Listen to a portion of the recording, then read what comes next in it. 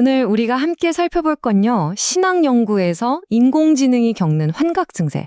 그러니까 막 그럴듯한 거짓말을 만들어내는 현상을 막기 위해 설계된 아주 정밀한 도구입니다. 정보가 넘쳐나는 시대에 어떻게 진짜 통찰을 건져낼 수 있을지 그 해답을 한번 같이 찾아보시죠. 자, 바로 이 도발적인 질문에서 한번 시작해 볼까요? 인공지능 시대에도 우리의 신학적 사유가 길을 잃지 않으려면 그 가장 밑바닥은 과연 무엇으로 단단하게 다져져야 할까요? 우선 이 TOSK라는 시스템이 도대체 뭘 해결하려고 하는지 그 핵심 문제부터 짚고 넘어가야겠죠? 바로 일반적인 AI가 복잡하고 또 거룩하기까지 한 텍스트를 다룰 때 보이는 그 치명적인 신뢰성 부족 문제입니다. 한번 상상해 보세요. 뼈가 부러졌는지 아닌지 명확하게 보여줘야 할 엑스레이 기계에 시와 은유 그리고 신비가 뒤섞인 성경을 넣으면 어떻게 될까요? 인공지능은 맥락도 없이 주워들은 지식 조각들을 그럴듯하게 막 이어붙이면서 끔찍한 진흙탕을 만들어내죠. 이걸 저희는 환각 파티라고 부릅니다. 여기 왼쪽이 바로 일반 AI가 벌이는 혼란스러운 환각 파티고요. 오른쪽이 TOSK가 추구하는 아주 구조적인 접근 방식입니다. 딱 봐도 다르죠? 이 둘의 근본적인 차이가 도대체 어디서 오는 걸까요? 이제 그 비밀을 파헤치러 가보겠습니다. 자, 그럼 이제 문제점에서 해결책으로 넘어가 보죠. TOSK는 어떻게 이 환각 파티를 막을 수 있을까요? 그 비밀이요. 바로 미슐랭 스타 레스토랑의 주방 같은 아주 튼튼하고 정교한 기초 설계에 있습니다. 포스크는요, 세 개의 아주 단단한 기둥 위에 서 있어요. 첫째, BFO. 이게 뭐냐면 예수님이라는 존재와 십자가 사건이라는 사건을 절대로 섞지 못하게 하는 거예요.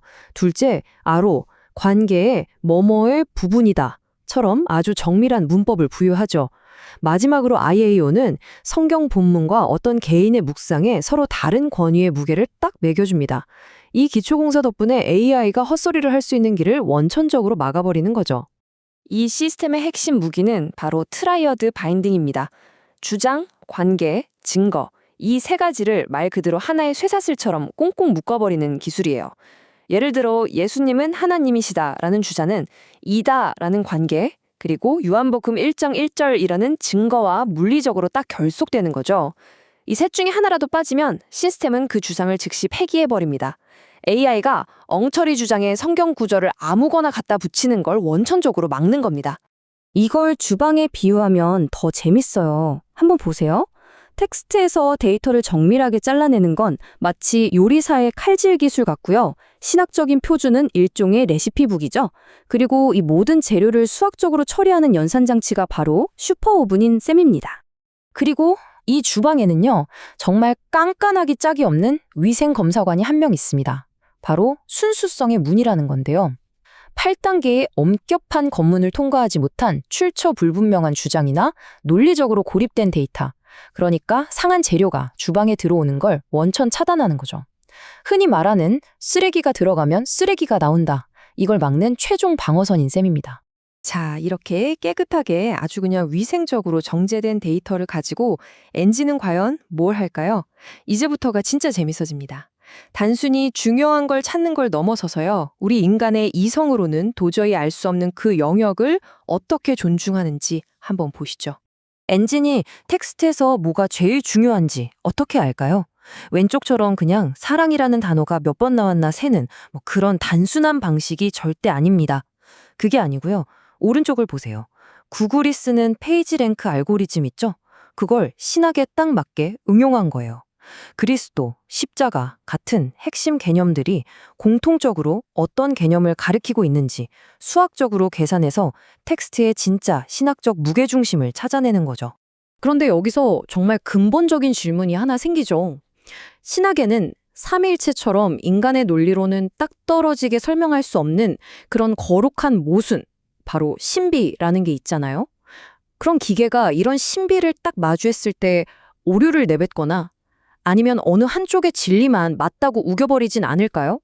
맞습니다. 인공지능은요, 본능적으로 모순을 못 견뎌요. 그래서 그 팽팽한 긴장감을 어떻게든 둥글게 깎아내려는 습성이 있거든요. 저희는 이걸 긴장 평탄화라고 부릅니다. 하지만 TOSK는 바로 이 경향성에 정면으로 맞서 싸우도록 설계됐다는 겁니다. 그 역할을 하는 게 바로 아포리아 감사관이라는 녀석입니다. 엔진이 삼위일체 같은 신비의 영역으로 딱 들어가잖아요? 그럼 이 감사관이 즉시 나타나서 잠깐! 하고 멈춰 세우는 거예요. 섣부른 결론을 내리려는 시도 자체를 오류로 처리해버리죠. 심지어 AI 스스로 이 영역은 제 계산 능력 밖입니다 라고 고백하게 만들고 확신도 점수를 확 깎아버려요. 이게 바로 인식론적 겸손입니다. 대단하지 않나요? 기계가 신비 앞에서 스스로 무릎을 꿇는 겁니다. 자, 이렇게 신뢰할 수 있고 심지어 겸손하게까지 한 데이터 엔진. 그럼 이게 실제 목회 현장에서 특히 설교를 준비할 때는 어떻게 도움이 될까요? 이제 그 실질적인 결과물을 한번 들여다보겠습니다. 먼저 렌즈라는 기능이 있어요. 똑같은 성경 본문을 분석하더라도 어떤 안경을 끼고 보느냐에 따라 보이는 게 확 달라지는 거죠. 예를 들어 개혁주의 렌즈를 끼면 교류적인 뼈대가 선명하게 보이고요. 목회적 렌즈를 끼면 성도들을 어떻게 위로하고 실천으로 이끌지에 대한 내용이 확 부각되는 시기예요. 설교 준비엔 목회적 렌즈, 논문 쓸 땐 학술적 렌즈를 쓰면 되겠죠. 엔진은요, 심지어 단어의 뜻을 하나도 몰라도 이 개념들이 서로 어떻게 연결되어 있는지 그 화살표의 모양만 보고도 텍스트의 핵심 갈등 구조를 파악해내요. 어떤 개념이 대적한다는 화살표를 많이 받으면 이게 위협이구나 하고 회복시킨다는 화살표를 받으면 이게 해결책이구나 하고 인식하는 거죠. 이게 바로 위상학적 추론이라는 겁니다. 그리고 이 모든 분석 결과가 정말 강력한 3단계 설교 프레임워크로 딱 떨어지게 됩니다. 1단계, 엔진이 찾아낸 핵심 위협으로 성도들의 마음에 갈고리를 거는 거죠. 이거 내 문제인데? 하고요. 2단계, 아까 그 아포리아 감사관이 지켜낸 신비를 딱 던져주는 겁니다. 섣부른 정답 대신 거룩한 질문을 품게 만드는 거죠.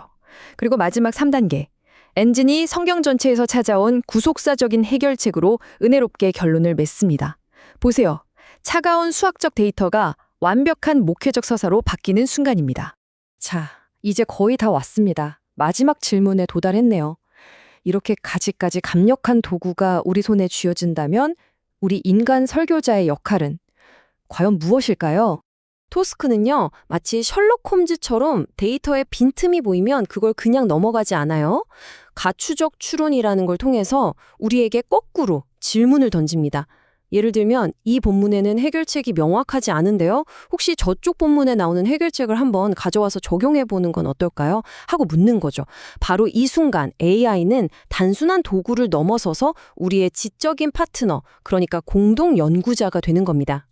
자, 오늘 이야기의 마지막 질문을 여러분께 던지면서 마무리하겠습니다. 기계가 텍스트의 위협을 엑스레이처럼 허니 스캔하고 논리적인 빈틈을 척척 메워주고 심지어 거룩한 신비 앞에서는 겸손하게 무릎까지 꿇을 수 있는 시대입니다. 이런 시대에 우리 인간 설교자만이 할 수 있는 그 누구도 그 어떤 기계도 대체할 수 없는 역할은 과연 무엇으로 남게 될까요? 기계가 절대 닿을 수 없는 그 지점이 어디인지 깊이 고민해보는 시간이 되셨으면 좋겠습니다.